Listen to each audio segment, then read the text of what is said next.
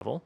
It could also be that, you know, it's like women have been fighting very hard for generations to have careers and to compete in that arena with men. And their victory is that, congratulations, you now get to work until you're 65, 68 years old, which men have only done out of necessity. Like, men are often, most people are working to make enough money so they don't have to work anymore. Sure. The idea that I'm going to work and have that be a badge of honor, or as something that is the meaning and purpose of my life, is kind of absurd. Like, that's a very recent belief, if it even exists today, right? But women have fought very hard for that right, and now they have it, and it's not everything that it's cracked up to be. Like, I find my work to be very fulfilling, but I also don't have to work in order to make my living at some point anymore. So I work more or less because I choose to, and it's very fulfilling to do so. Yeah. But to fight for the right to have to work perpetually is very strange to me, to be honest.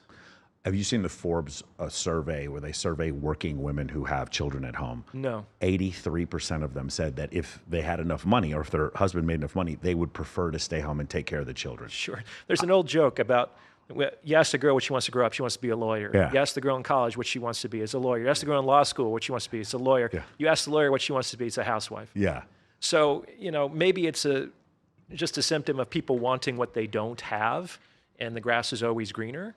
But it's sort of like, be careful what you wish for. I also think it puts a thumb in the eye of the idea that the only reason women stay at home or wanted to take care of children was because of a patriarchal order that made them, or a cultural design that made them want to stay home, and not that women may actually want to take care of their children.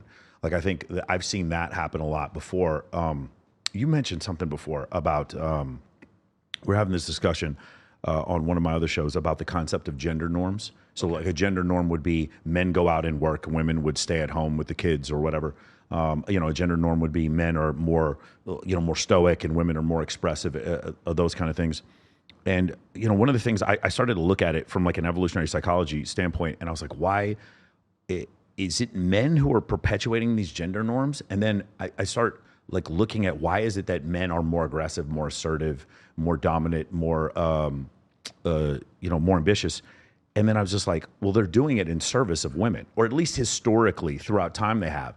And then I look at it more, and I'm like, these gender roles are not enforced through some patriarchal, you know, convention. They're enforced because of women. Like, the reason why women complain about, you know, I want men who are more sensitive, is because they kept sleeping with men who weren't.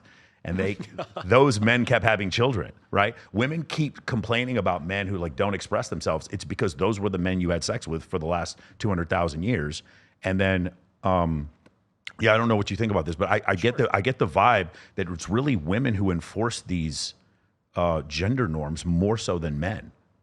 I think it does work both ways, because men do choose women. I mean, they're stereotypically less choosy than the women are when it comes to their sexual partnering. And there could be a sexual strategy about that. But yes, it's like the gendered characteristics, to the extent that they're biologically embedded, are due to sexual selection over hundreds of thousands of years. Yeah. Absolutely. And we got here because this was a collective, our best collective solution to problems of life. It's not that men intrinsically had to be this way or women intrinsically had to be this way. It's like it's almost like, this is going to sound bad, but like selective breeding when it comes to farm animals. Yeah. It's like, or agriculture, as we look at the kind of potential of an organism and say, okay, this one might actually be able to produce a lot of meat. This one might be able to produce bigger blossoms. And it's like, we're going to selectively breed when we see the potential inside of this organism in the direction to exploit those latent tendencies. Yeah. And none of this is done through some sort of conscious conspiracy. It's done through some sort of like mysterious impulse to seek out and to respond in an attracted sexual way to that which might represent a solution to the problem of life. Yeah. It's very elegant if you think about it that way.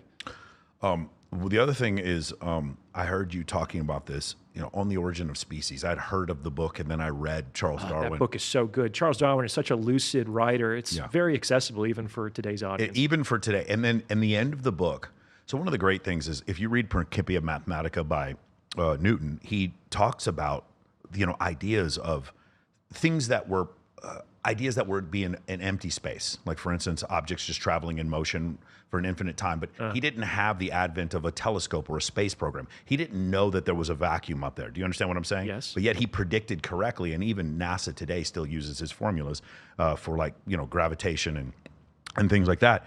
And then when you look at Charles Darwin at the end of the book, when he starts to postulate about all species coming from a single cell organism, the idea that he was able to come up with that idea and be correct not maybe hundreds of years, but 100 years before we were able to prove it, is really, at the end of the book, when you realize, it sounds obvious, but when you realize he's doing this in the 1860s, he's coming up with these ideas, it really is fascinating. Darwin's kind of a badass. One other little anecdote is that he once in one of his travels found this deep-pitched orchid, and it was very confusing to the naturalists at the time because there was no known animal or bird that had the beak structure such that it could reach the pollen and nectar that deep inside of this orchid. And so Darwin thought about it, and he said, well, that must mean that there is a moth with a retractable proboscis that exists that pollinates this orchid, or else this orchid wouldn't have created this adaptation and we wouldn't see it today. And people just laughed at him because no one had ever seen a moth with this retractable proboscis. And, it took another 30 or 40 years, but they finally discovered that moth. It's like, it has to be that way.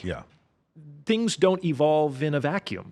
And if you really think clearly, what's Sherlock Holmes's thing? Like, if you take away the improbable, no matter how absurd it might sound, what's left is the truth. The truth, deduction. That's what deduction means. It's coming to a realization by subtraction. All other things not being possible.